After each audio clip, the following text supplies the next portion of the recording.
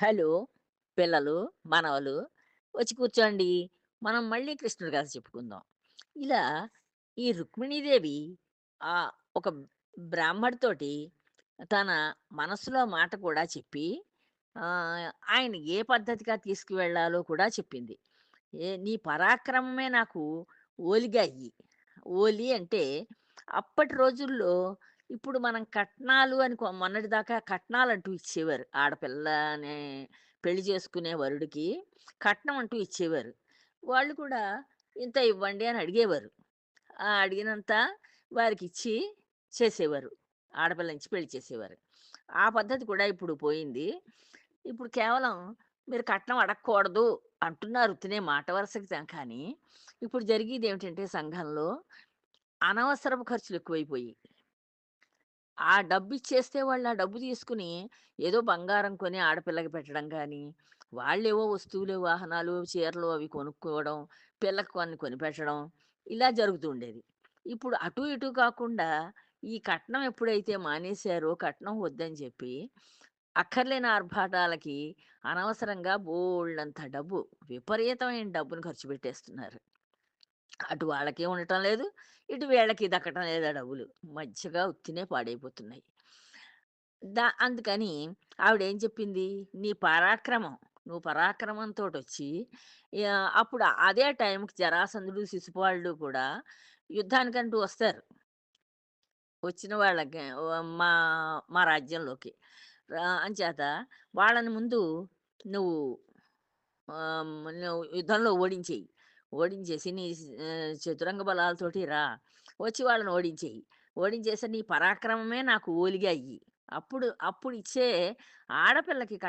ఆడపిల్లకి డబ్బిచ్చి మగపిల్లాడు తీసుకువెళ్ళేవాడు. వాళ్ళెంత అడిగితే అంత డబ్బు ఆడపిల్లకిచ్చేవారు. దాన్ని ఓలే అని పిలిచేవారు. అప్పటి ఆచారం అది. అంచేత అలా ఇచ్చి నువ్వు రాక్షస వివాహం చేసుకో నన్ను. అంటే బలవంతంగా ఎత్తుకుపోయి చేసుకుంటే ఆడపిల్లని తల్లిదండ్రులకి ఇష్టం లేకపోయినా, వాళ్ళకిష్టం అటు పక్క వాళ్ళెవరికీ ఇష్టం లేకపోయినా, బలవంతాన తీసుకుపోయి పెళ్లి చేసుకున్నారంటే దాన్ని రాక్షస వివాహం అంటారు. అలా రాక్షస వివాహం చేసుకో నన్ను. నాకిష్టమే. మా అన్నదమ్ములకి వాళ్ళకి ఇష్టం లేదు. మా తండ్రి గారు వాళ్ళని ఎదిరించలేడు. అంచేత తండ్రి మాట నా అన్నగారు వినడు. వాడికెలా తోస్తే అలా ఓ మూర్ఖుడు ఎవడికో ఇచ్చి చేద్దామని చూస్తున్నాడు. వా అంచేత నాకు వాడిని పెళ్లి చేసుకోవడం, ఆ శిశుపాలుని పెళ్లి చేసుకోవడం నాకిష్టం లేదు. అంచేత నువ్వు రావు కృష్ణ. నేను అంతఃపురంలో ఉన్నానని ఏం భయపడొద్దు నువ్వు. నేను అమ్మవారి గుడికి పెళ్లి కూతుర్ని చేసే ముందు నన్ను అమ్మవారికి పూజ చేసుకోమని పంపిస్తారు. ఊరు బయటుంది అమ్మవారు. ఆ గుడికి వెడతాను. ఆ గుడికి వెళ్ళే నెపంలో నేనుంటాను. వెడతాను. ఆ మధ్య దారిలో వచ్చి నువ్వు నన్ను రాక్షస వివాహం ఎత్తుకుపోయి చేసేసుకో అని చెప్పి ఉపాయం కూడా ఆవిడే చెప్పింది. రుక్మిణీదేవే చెప్పి ఆ బ్రాహ్మణోత్తముడికి ఇలా చెయ్యండి, ఇవి చెప్పండి స్వామి, నేను ఇలా చెప్పాను, నా మనసులో మాట కూడా చెప్పండి అని చెప్పి పంపించిందనమాట. ఆ తర్వాత ఏం జరిగిందో ఇప్పుడు చెప్పుకుందాం. నాథ, మహాత్ములు అజ్ఞాన రాహిత్యం కొరకు పరమేశ్వరుని లాగా ఏ పరమపురుషుని పాదపద్మాలలో ప్రభవించిన గంగా జలాల్లో ఓలలాడాలని అనుకుంటారో, అట్టి తీర్థ పాదుడవైన నీ పాదాల్లోంచి అలా తీర్థం వస్తుంది కదా! అంటే నువ్వు భగవంతుడివి కదా! అంచేత నీ అనుగ్రహానికి నేను అర్హురాలను కాకపోతే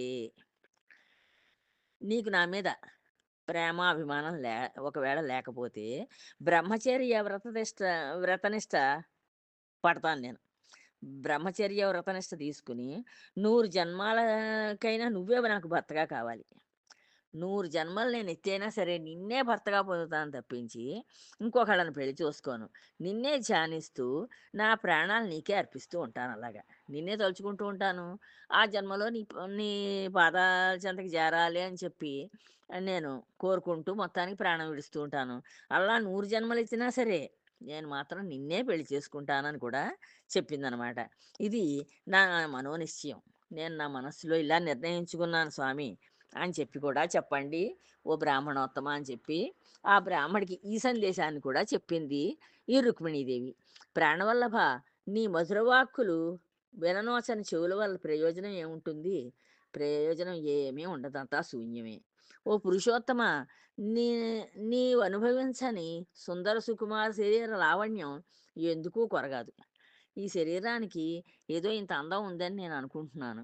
ఈ అందం, ఈ సౌకుమార్యం ఇవన్నీ కూడా నీ నీ నువ్వు పొందితేనే నాకు ఈ శరీరానికి ఇలా మంచి అందమైన జన్మనెత్తినందుకు సఫలీకృతం అయినట్టు లెక్క నాకు. అంతేనే కానీ నువ్వు నన్ను గనక పెళ్లి చేసుకోకపోతే నా శరీరం యొక్క సుకుమారత్వానికి ఏమీ అర్థం లేదు. ఓ జగన్మోహనమూర్తి! నిన్ను సందర్శ నిన్ను సందర్శింపనోచని కనులకి ఆహ్, కలిమిదండుగ. నిన్ను చూడలేకపోయాననుకో నేను. నిన్ను చూడలేకపోతే ఇంక నాకసలు ఈ కళ్ళున్నందుకు ఉపయోగం ఏముంది చెప్పండి? జీవితేశ్వర నీ అధర సుధారసం ఆస్వాదింపని ఆస్వాదించలేకపోతే నాలుకకి ఫలరసాలు ప్రాప్తి ఎందుకు? నువ్వు నీ పెదాల యొక్క అధర రసాన్ని నేను ఆస్వాదించగలిగితే అది అప్పుడు నా జన్మకి ధన్యం. అంతేనే గాని ఎన్నో మధుర ఫలాలు నేను తిన్నా సరే, నాకు ఆనందం ఎక్కడి నుంచొస్తుంది చెప్పండి? కమలాక్ష నీవు ధరించు వనమాలిగా సౌరభం ఆఘ్రాణించని ఈ ఈ నాసిక ఎలా? నువ్వు చక్కటి కమల పుష్పాల యొక్క వనమాలికల్ని వేసుకుంటావు.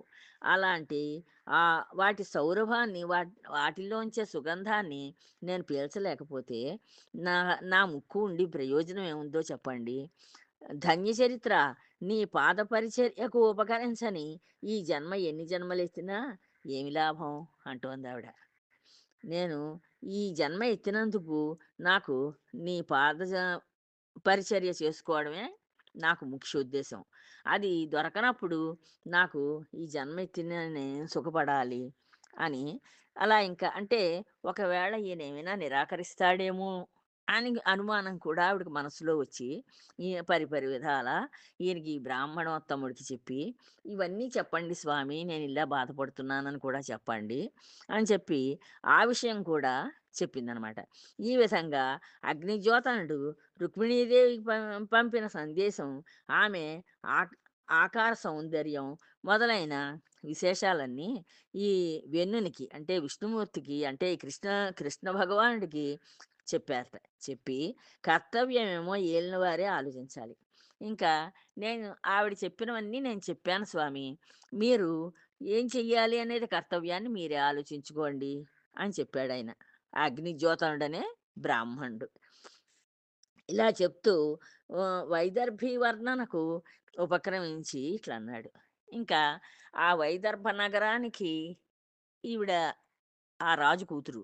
అంచేత ఆ నగరాన్ని వర్ణించడం చెప్పాట. అంటే ఆ ఆ నగరం కూడా ఇంత గొప్పగా ఉంది అని చెప్పి, ఆ నగర సౌందర్యాన్ని కూడా చెప్తున్నారట. రుక్మిణీదేవి చరణములు వర్ణనకు ఉపక్రమించి ఇట్లన్నారు. రుక్మిణీదేవి చరణములు ఎలా ఉన్నాయటంటే చిగురుటాకుల్లా ఉన్నాయట. ఆ చిగురుటాకులు ఎలాగా చక్కటి సౌకుమార్యంతోటి ఆహ్, మంచి జిగి కలిగి ఎలా మెరుస్తూ ఉంటాయో, అలా ఉంటాయి ఆవిడ పాదాలు అని చెప్పారట. తొడలు పసిడి అరటి బోదెలను పరిభవిస్తాయి. అరటి బోదెలు ఎలా ఉంటాయో అదో రకం తెలుపు, పసుపు కలిసి మెరిసిపోతూను, అలాగా ఆవిడ తొడలన్నీ మెరుస్తూ ఉంటాయి అని చెప్పారట. అరచేతులు బాలారుణ ప్రభవలే మనోహరాలు. ఇంకా సూర్యుడు ఉదయించేటప్పుడు ఆ అరుణ కిరణాలు ఎరుపు, తెలుపు, గోధుమ రంగుగా అలా ఎలా మెరిసిపోతూ ఉంటాయో, ఆవిడ అరిచేతులు కూడా అంత చక్కగా ఉంటాయి. కంఠం శంఖం మాదిరి కడు రమణీయం. ఇంకా కంఠం ఉంటుంది. ఆవిడ కంఠం చక్కగా శంఖంలా ఉంటుంది. నడుము ఉన్నదా లేదా అనిపిస్తుంది. ఇంక నడుము భాగం అయితే అసలు ఉందా లేదా అని అంత సన్నగా నడుము ఉంటుంది. చనుగవ కనుల పండుగ కావిస్తుంది. ఇంకా హ్మ్. హ్మ్. ఆహా! ఆమె అధర భాగం అయితే ఆవిడ హృదయ భాగం అయితే చక్కగా కనులకి ఇంపుగా ఉంటుంది. వెన్నుదురు నెలవంకని గేలి చేస్తుంది. ఇంకా నుదురుంటుంది. ఆవిడ నుదురు చందమామలా ఉంటుంది. జడ గండు తుమ్మెదల బారును జయిస్తుంది. అంత నల్లటి కురులుంటాయి ఆవిడకి. అవి గండు తుమ్మెదలు కూడా అంత నల్లగా ఉండవేమో! అంత నల్లటి బారైన జడ ఉంటుంది. చూపులు మన్మధుని తూపులు. మన్మధుడు చూస్తూ ఉన్నట్లుగా అంత అందంగా ఉంటాయి చూపులయితే ఆవిడ చూపులు. కనుబొమలు మదనుని వించుకొనలు. ఇంకా ఈ కనుబొమ్మలుంటాయి. కంటి పైన ఉండే వాటిని కనుబొమ్మలు అంటారు. ఆ కనుబొమలు ఈ మన్మధుడి యొక్క విల్లు ఎలా ఉంటుందో అలా చక్కగా వంగి అందంగా ఉంటాయి. మాటలు మనస్సంతోష సంధాయకాలు. ఇంకా మాటలంటావు మనస్సు ఎంతో సంబరపడిపోతుంది ఆవిడ మాటలు వింటూ ఉంటేను. అంచేత అంత చక్కని మాటలు మాట్లాడగల నేర్పరి. ఆమె వదనం చంద్రబింబం. ఇంకా ఆవిడ ముఖం అంటావా చంద్రబింబంలా ఉంటుంది అని చెప్పాడు. కృష్ణ మా ఉజ్జల మీద ఒట్టు వేసి చెబుతున్నాను. నేను మీకు ఒట్టేసి చెప్తున్నాను కృష్ణ భగవానుడా అని చెప్తున్నాడు.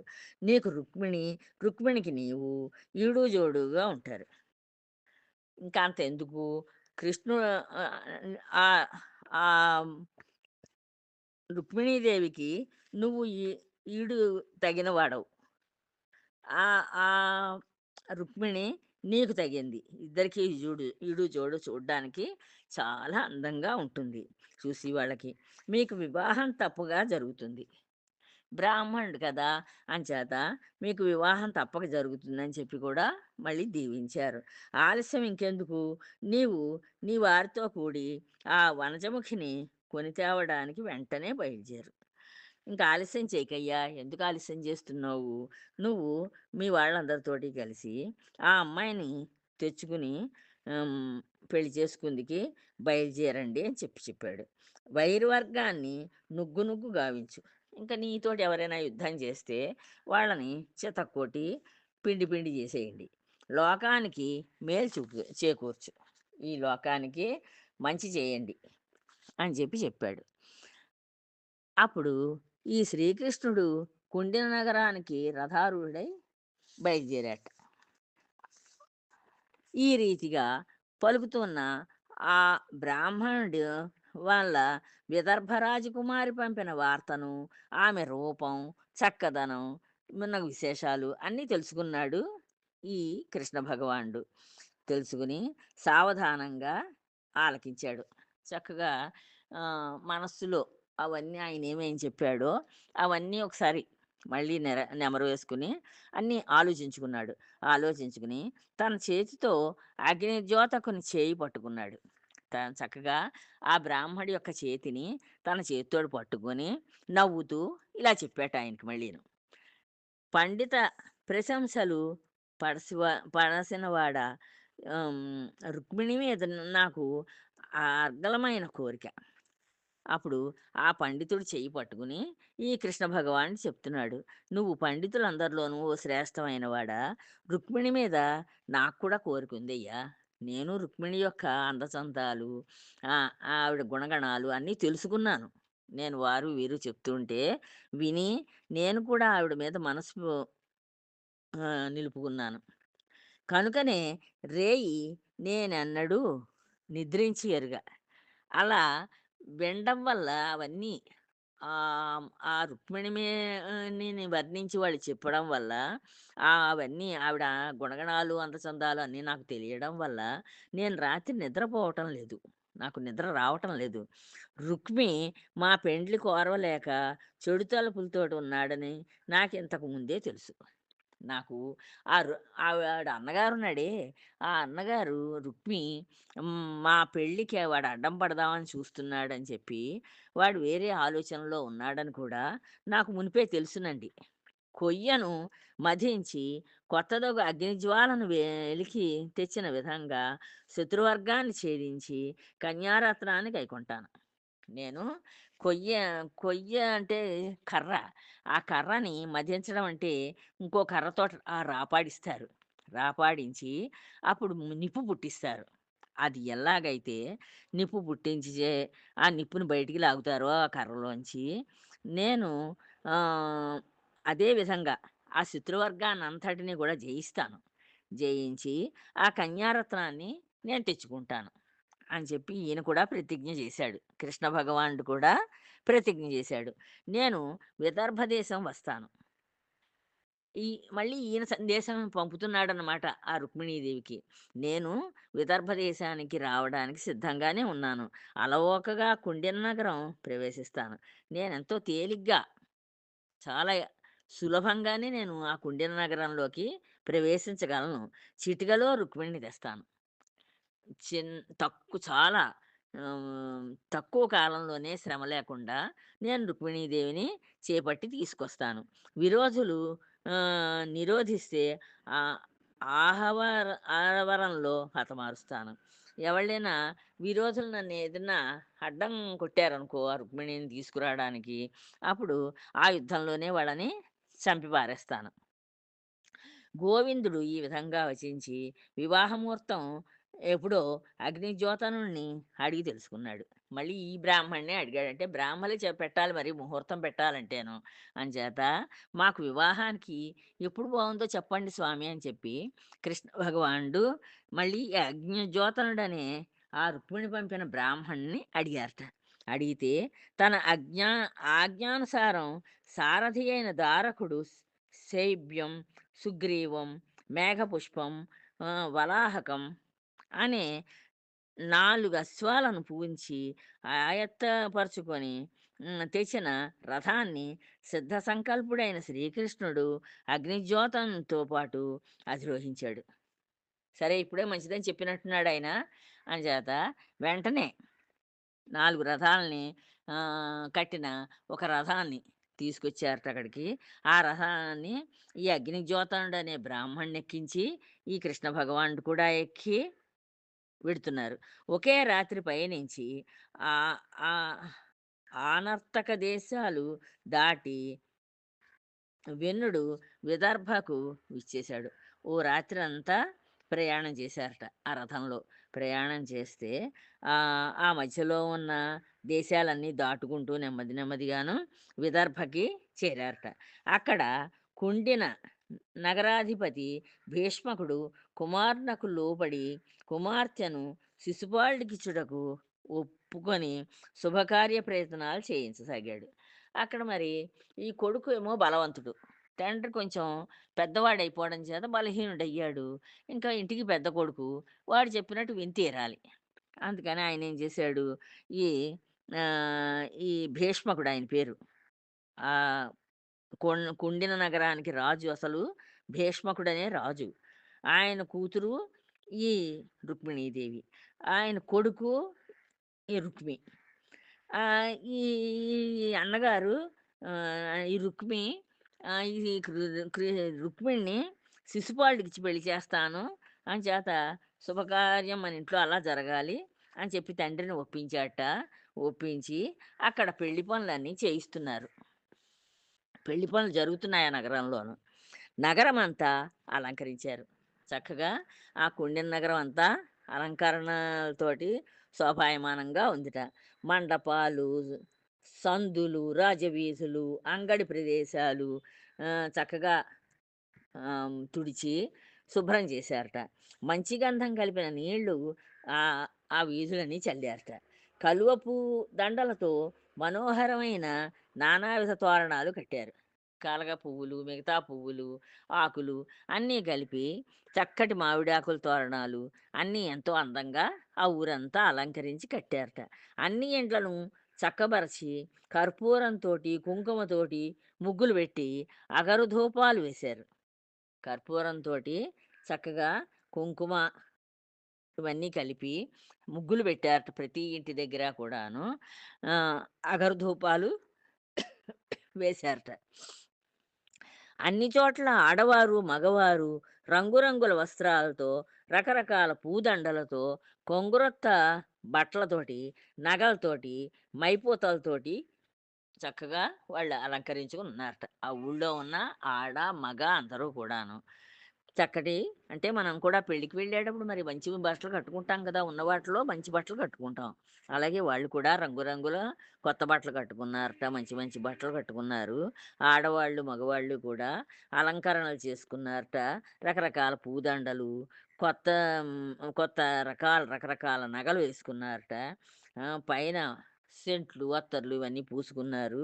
ఇలాగా అనేక మంగళ తూర్యాలను పరమ సంతోషంతో మ్రోగించారు. మరి రాజుగారింట్లో పెళ్లి కదా!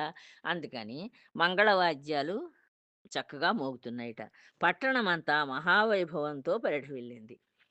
ఆ పట్టణం అంతా కూడా ఎంతో వైభవంగా కనిపిస్తోందనమాట. అంటే పెళ్లి హడావిడంతా చాలా ఎక్కువగా కనిపిస్తోందక్కడ.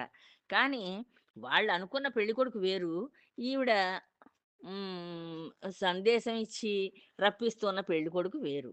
అంతే తప్పించి, అక్కడ మామూలుగా పెళ్లి హడావిడంతా జరుగుతోంది ఆ ఊళ్ళోను. ఆ తర్వాత భీష్మకుడు శాస్త్రంలో చెప్పిన రీతిగా పితృదేవతలను పూజించాట.